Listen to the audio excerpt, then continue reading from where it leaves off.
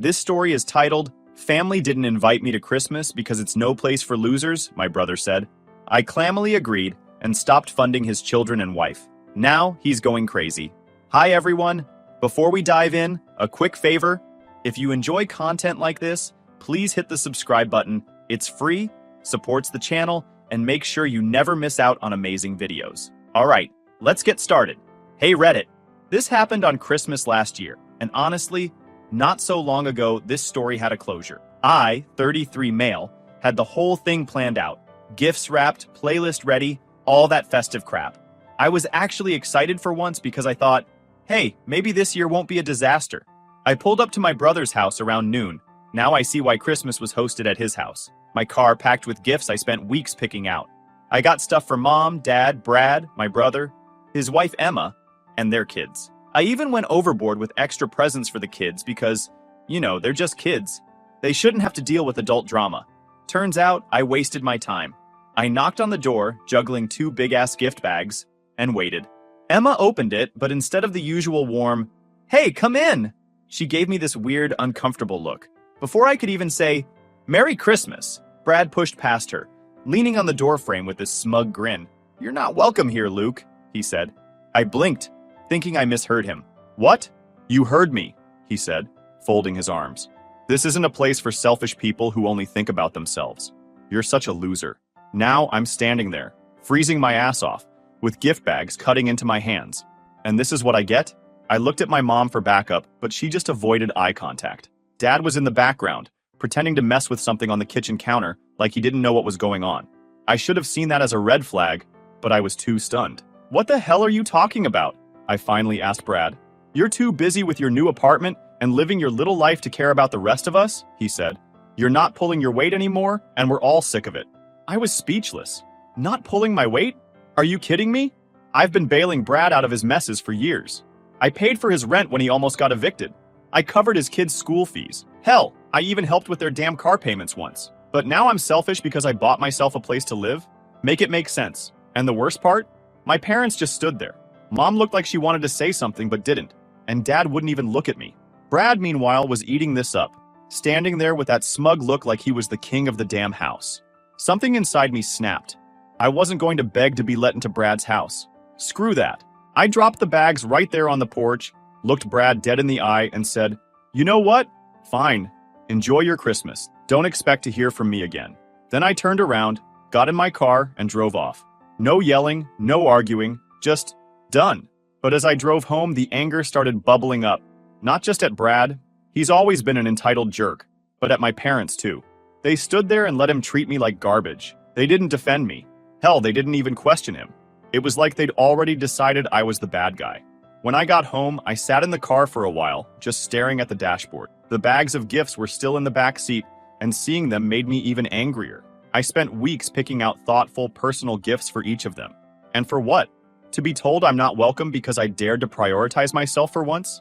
The more I thought about it, the more I realized this wasn't new. Brad had always been the golden boy. He could screw up, fail, or flat out mooch, and my parents would bend over backward to excuse him. Meanwhile, I was expected to be the responsible one, the successful one, and I didn't mind helping at first. I love my nieces and nephews, and I wanted to make sure they had what they needed. But somewhere along the way, it stopped being about helping, and started being about expectations.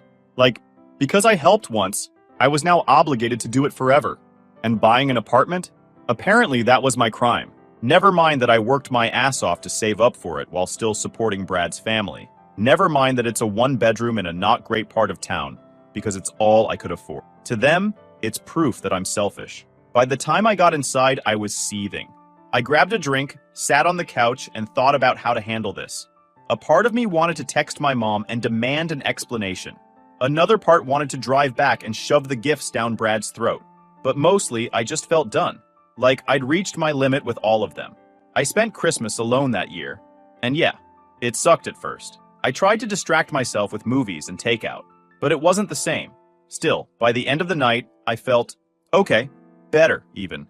For the first time in years, I wasn't stressing about Brad's bills or trying to keep my parents happy. I was just me. And you know what?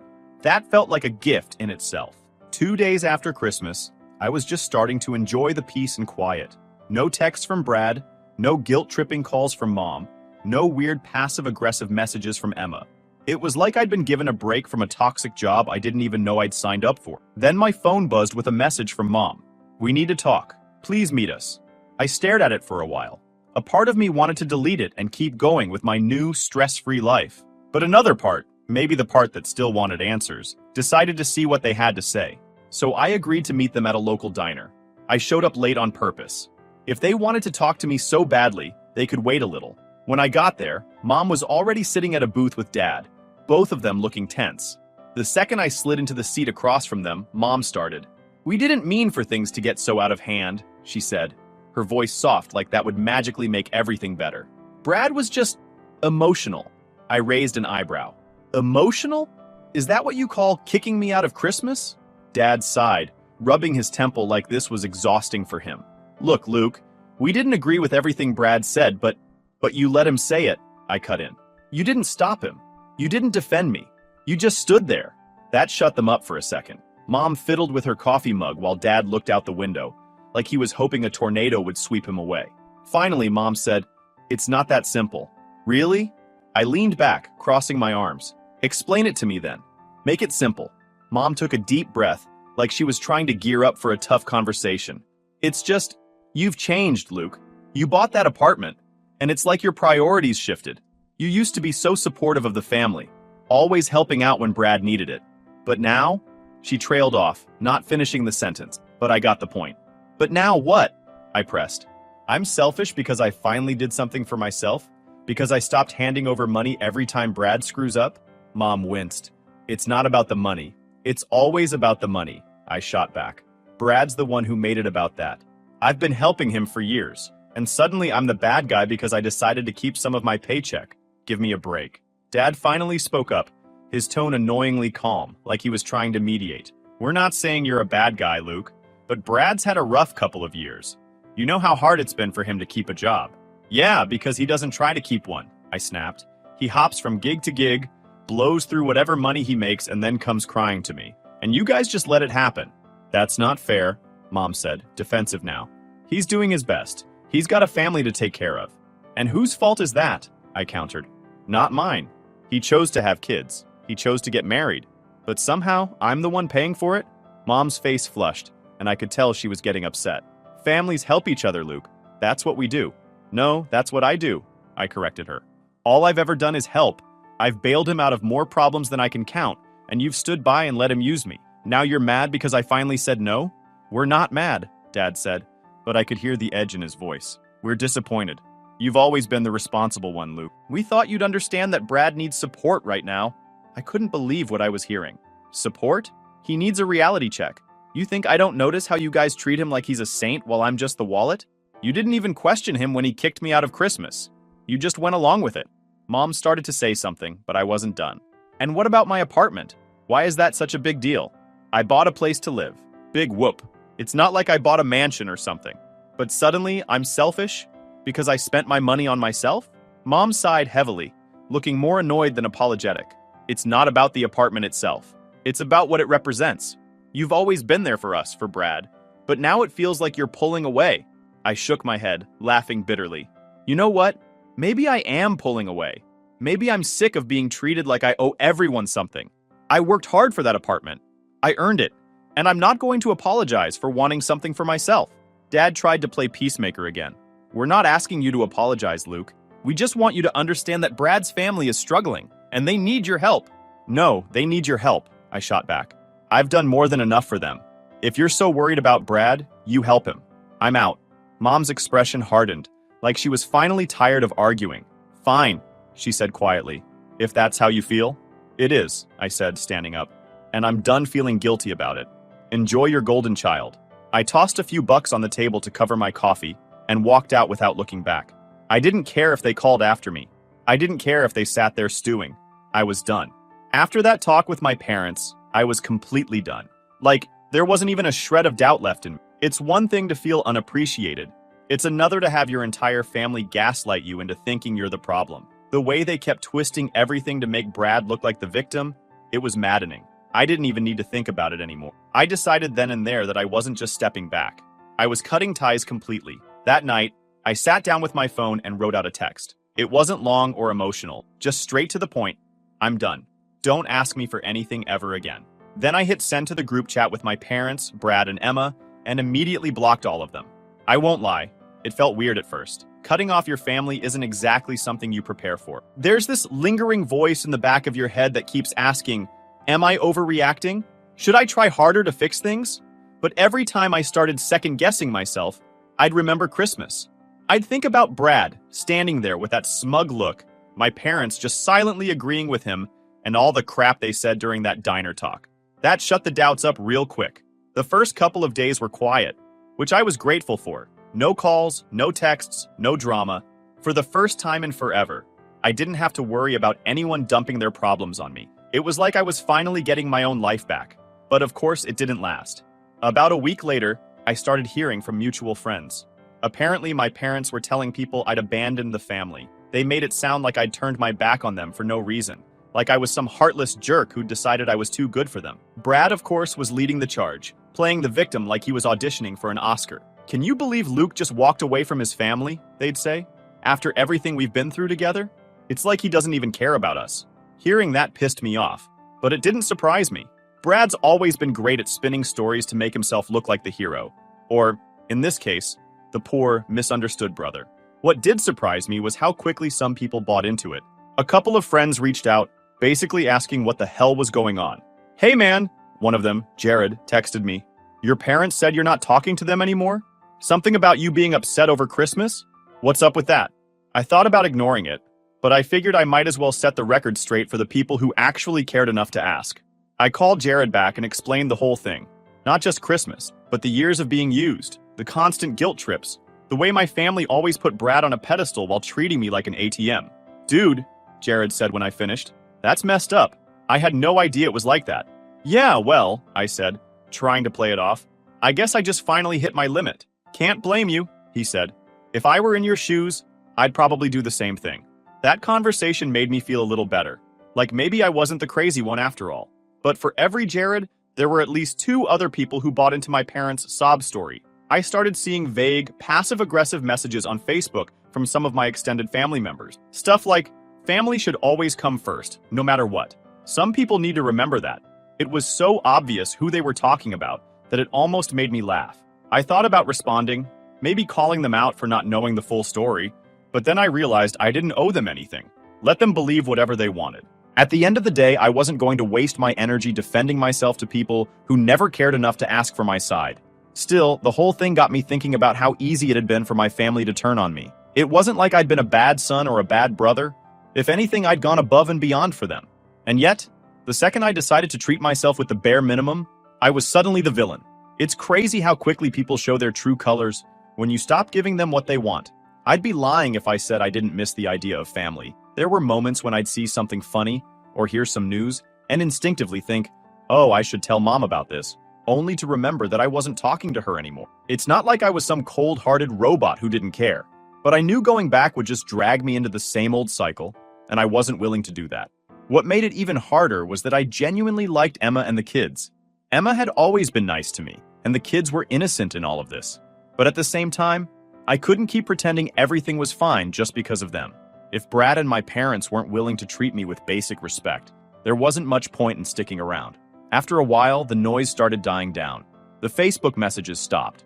The mutual friends stopped bringing it up, and I stopped hearing about what my family was saying behind my back. It was like they'd finally accepted that I wasn't coming back, which was a relief. A couple of weeks went by, and honestly, I thought I'd heard the last of my family drama. Cutting ties with them brought me the peace I desperately needed. I wasn't waking up to guilt-tripping texts from mom, I wasn't dealing with Brad's endless demands, and I wasn't carrying the weight of everyone else's problems. For the first time in forever, I felt free. Then, one random Tuesday afternoon, I got a call from a number I didn't recognize. Normally, I'd just let it go to voicemail, but something told me to pick up. Hello? I said. Is this Luke? A serious voice on the other end asked. Yeah. Who's this? This is Brian, he said. I'm a lawyer representing Emma. Do you have a moment to discuss some legal matters involving your family? At first, I thought it was some kind of scam. Why would Emma need a lawyer, and what the hell did it have to do with me? Yeah, sure, I said cautiously. What's going on? There was a brief pause before he dropped it. Emma has reason to believe that Brad has been engaging in illegal activities, and your financial transactions with him might be relevant to an ongoing investigation. I froze. Wait, what? What investigation? I haven't talked to Brad in weeks. I understand, Brian said, his tone calm and professional. But Emma recently discovered some alarming information. It appears that Brad has been using money from family members, including you, to fund illegal purchases and activities. We're still piecing everything together, but I thought you should know. My stomach dropped. Illegal activities? Like what? Brian hesitated for a moment before answering. We believe Brad has been purchasing stolen goods and reselling them. Electronics, car parts, that sort of thing. There's also evidence that he may have used the funds for some questionable online transaction. I couldn't believe what I was hearing. I mean, Brad was always a mess financially, but this was a whole new level. Are you telling me I'm connected to this? I asked, feeling my chest tighten. Well, we've found records of several large transfers from your account to Brad's over the years, Brian explained. If investigators come across this, they may have questions about whether you were aware of how that money was being used. I wasn't, I said, probably louder than I meant to. I thought I was helping him with bills, rent, stuff for the kids. I had no idea he was doing anything illegal. Brian seemed unfazed by my outburst. That's why I'm reaching out. Emma wanted to make sure you were informed, in case this becomes a larger legal issue. She's already provided us with evidence, including Brad's financial records, text messages, and some receipts. It's clear she had no knowledge of this either. Does she think I'm involved? I asked, my voice tight. No, Brian said quickly. Emma doesn't believe you had anything to do with this. She knows you were trying to help, but she thought you deserved to know what's going on, especially since your name might come up during the investigation. For a moment, I couldn't even process it. I just sat there, staring at my computer screen while my mind raced. Stolen goods, online scams, and Brad had been using my money to fund it? I finally managed to ask, what happens now? Am I in trouble? Brian's tone was reassuring. At this point, you're not under investigation. But if you're contacted by law enforcement, I recommend being transparent about your interactions with Brad. We're working with Emma to protect her and the children, and we're confident that your role was purely supportive. You weren't complicit in any of this. Great, I muttered sarcastically. So I've been played, and I might get dragged into his mess. Awesome. Brian didn't say much to that, just told me he'd keep me updated if anything new came up. After we hung up, I sat there in silence for a while, trying to wrap my head around everything. I thought back to all the times Brad had come to me for help, the emergencies he needed money for, the rent he couldn't pay, the daycare fees, the utility bills. Was any of it even real? Or had he just been stringing me along the whole time? And Emma. God, I felt bad for her. She'd always been so quiet, so willing to go along with whatever Brad wanted. I couldn't imagine what it must have been like for her to find out her husband was doing this crap behind her back. And the kids? They didn't deserve any of this. The more I thought about it, the angrier I got. Not just at Brad, but at myself too. I'd let him take advantage of me for years, because I didn't want to rock the boat. I kept telling myself I was helping the family, that it was the right thing to do, but all I'd done was enable him. That night, I couldn't sleep. I kept imagining worst-case scenarios. What if the cops showed up at my door? What if Brad somehow dragged me into this, even though I had nothing to do with it? The next morning, I woke up with a splitting headache and a sense of resolve. I wasn't going to let Brad screw me over any more than he already had. I called Brian back and asked him to send me copies of whatever evidence Emma had. If I was going to be tied to this mess, I wanted to know exactly what I was dealing with. When the documents arrived, I was furious all over again. There it was, in black and white. Bank statements, screenshots of shady transactions, even receipts for stolen items. And then there were my transfers, right there alongside them, making it look like I'd been funding his little side hustle. I called Brian again. I want to make this clear, I said, trying to keep my voice steady. I had no idea he was doing this. I thought I was helping him with bills and groceries. If anyone comes asking, that's the truth. Brian assured me he understood, but it didn't do much to calm my nerves. I spent the rest of the day pacing around my apartment, alternating between anger and panic. I couldn't believe it had come to this. Brad had always been a screw-up, but this was next level. And the worst part? He probably didn't even feel bad about it. I decided right then that if anyone came knocking, I wouldn't protect him. Not anymore. He made his bed, and now he could lie in it. It didn't take long for Brad to make his next move, because of course, he couldn't just let things go. One morning, a few days after I'd spoken to Emma's lawyer, I was in the middle of my work-from-home routine when someone started banging on my front door. Not knocking, banging. I already had a pretty good guess who it was. Sure enough, when I opened the door, there was Brad, looking like absolute hell. He pushed past me into the apartment before I could even say anything. "Brad, what the hell are you doing?" I asked, slamming the door shut behind him. "We need to talk," he said, pacing like a caged animal. "No, we don't," I said. "Whatever mess you're in, I'm not part of it anymore." He stopped pacing and turned to me, his face a mix of anger and desperation. "Emma's leaving me," he said, like it was somehow my fault. "Yeah, I know," I said, crossing my arms. "And good for her." That hit a nerve. His face went red, and he clenched his fists like he was ready to start throwing punches. "What the hell is your problem, Luke? She's my wife. She's supposed to stand by me." I let out a bitter laugh. "Stand by you while you're buying stolen crap and dragging her and the kids into your mess? Yeah, no, I think she's making the right call." Brad's jaw tightened. "She's been talking to you, hasn't she? Filling your head with lies?" I rolled my eyes. "Brad, she didn't have to tell me anything. Your own actions are screwing you over. You can't blame me or Emma for that." He started pacing again, running his hands through his hair. "You don't get it, man. She's talking about lawyers and custody and all this legal crap. And now I've got cops sniffing around because of some stupid mix-up with a few transactions." "Mix-up?" I interrupted. "You mean the illegal crap you've been doing for who knows how long?" "That's not a mix-up, Brad. That's you being a selfish idiot. Now it's clear who the loser is." He glared at me, but I could see the fear behind his anger. "You don't know what it's like, Luke. Trying to keep a family together. Trying to make ends meet." "Don't even start," I cut him off. "I've been helping you make ends meet for years. I've done everything I could to make sure your family was taken care of. And this is what you did with it? So don't stand there and act like I'm the one who doesn't get it." For a moment, Brad looked like he was going to argue, but then he slumped into one of my kitchen chairs, his head in his hands. "I didn't mean for it to get this bad," he muttered. I thought I could fix everything." "Fix everything?" I said, incredulous. "You've made it worse for everyone. Emma's leaving, the cops are involved, and you've probably burned every bridge you had. And for what? A quick buck?" He didn't answer. He just sat there, staring at the table like it held the answers to all his problems. Finally, he said, "You're my brother, Luke. Can't you help me one last time?" I laughed, and not in a nice way. "One last time? You've been saying that for years, Brad. Every time you screw up, it's just one last time. Well, guess what? This time, I'm done. You're on your own." He looked up at me, his eyes wide with disbelief. "You don't mean that." "Oh, I do," I said firmly. "I meant it when I told you and everyone else I was done. I've spent years cleaning up your messes, and all it's gotten me is a front row seat to this train wreck. So no, I'm not helping you. Not with this. Not ever again." Brad jumped to his feet, his chair scraping loudly against the floor.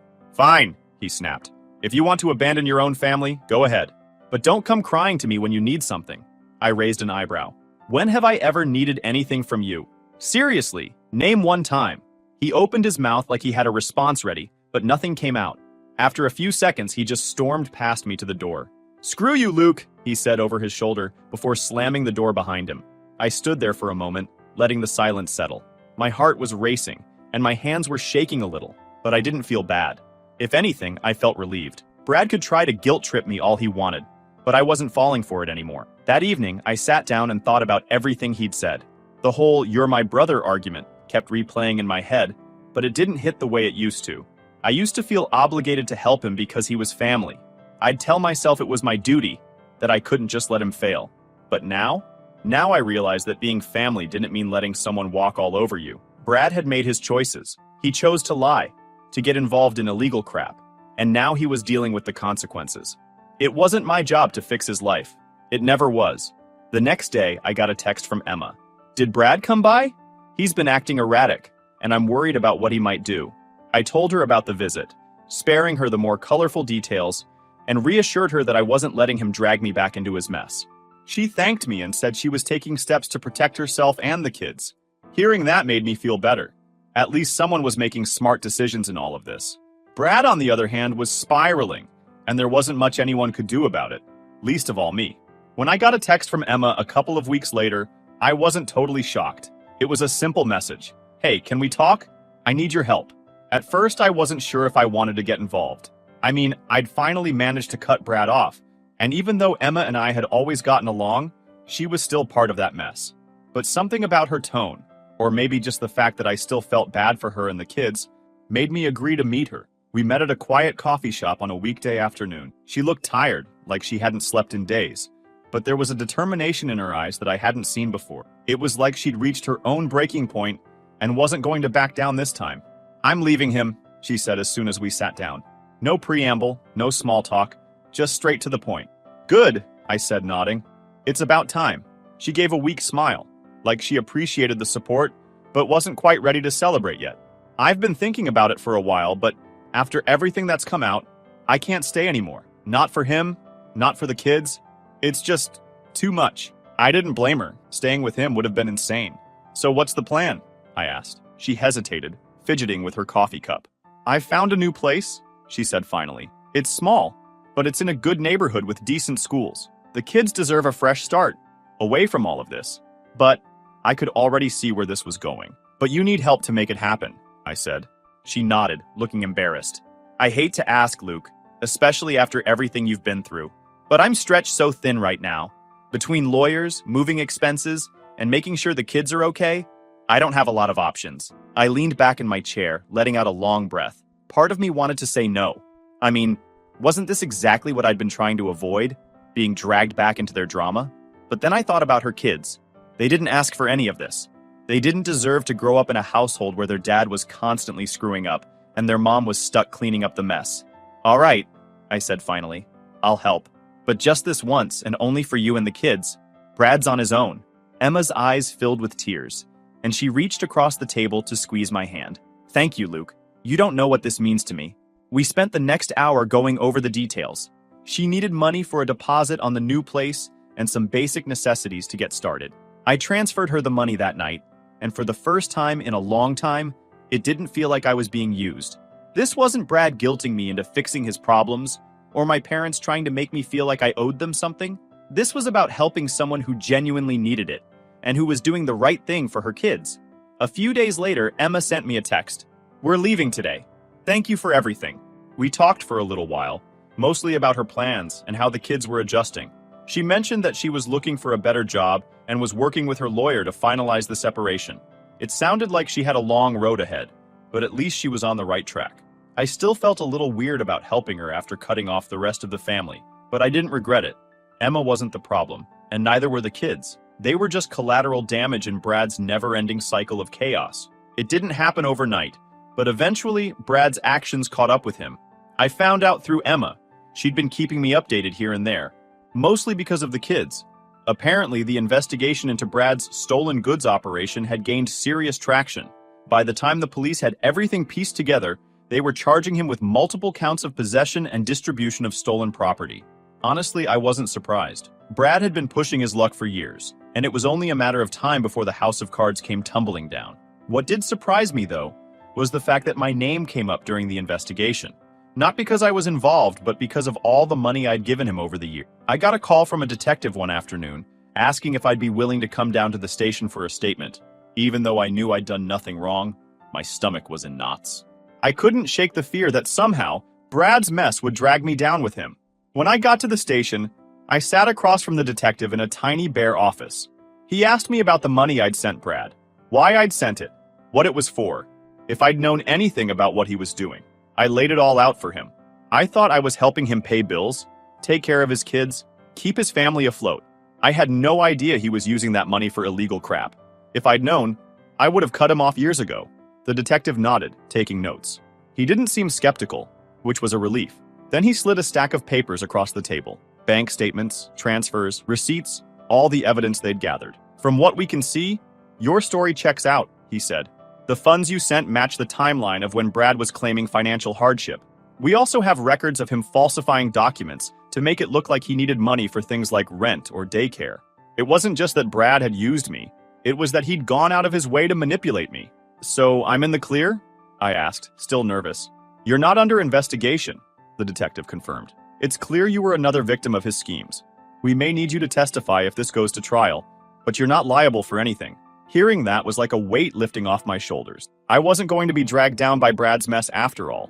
A couple of weeks later, the news broke that Brad had been arrested. Emma texted me when it happened. They finally got him. He's being held without bail. It was almost surreal. For years, Brad had been skating by, avoiding consequences, using everyone around him to clean up his messes. But now he was sitting in a jail cell, and there was no one left to bail him out. Well, almost no one.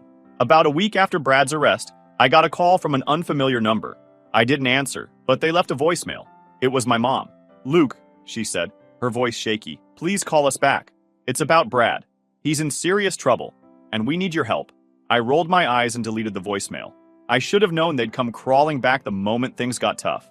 The next day, there was another voicemail, this time from my dad. "Son, I know you're upset with us, but Brad is still your brother. He made mistakes, sure, but he needs us now more than ever. Please call us back." I ignored that one too. Then came the texts. Mom was practically begging me to step in, saying things like, "You know Brad's not a bad person at heart. He just got mixed up with the wrong people. We can fix this if we work together." Dad's messages were more guilt-trippy. "Do you really want your brother to rot in jail? Family doesn't turn their back on each other." At first, I was furious. How could they still defend him after everything he'd done? After he'd lied, stolen, and dragged my name through the mud? But the more I thought about it, the more I realized it was just who they were. They'd always coddled Brad, always made excuses for him, always put his needs above everyone else's. This was just another chapter in the same sad story. So I sent one final text to the group chat they'd started bombarding me with. "I'm not helping Brad. He made his choices, and now he's facing the consequences. Don't contact me about this again." I didn't get a response. A few months later, Brad's case went to trial. I didn't follow it too closely, but Emma kept me updated. Apparently, he tried to plead ignorance, claiming he didn't know the goods were stolen. But the prosecution had mountains of evidence against him. Bank records, text messages, even a couple of recorded phone calls. He didn't stand a chance. He was sentenced to several years in prison, with no possibility of parole for at least half that time. Emma told me he cried in court when the verdict was read, but I didn't feel sorry for him. He'd had every opportunity to turn his life around, and he'd wasted all of them. As for me, life moved on. Emma and the kids were doing well in their new house. She found a steady job and was finally starting to feel secure again. Every now and then, she'd send me a text or a picture of the kids, just to let me know they were okay. My parents tried reaching out a few more times, but I ignored them. I'd made my decision, and I wasn't going to let them guilt me into reopening that door. They'd chosen their favorite, and now they were stuck with him. It's been over a year now since I last spoke to any of them. And honestly, I don't miss it. My life is quieter, calmer, and so much better without the constant drama. Cutting them off was the hardest thing I've ever done, but it was also the best decision I ever made. Brad's still in prison, my parents are probably still stewing about how ungrateful I am, and I'm over here living my life. And you know what? I'm perfectly fine with that.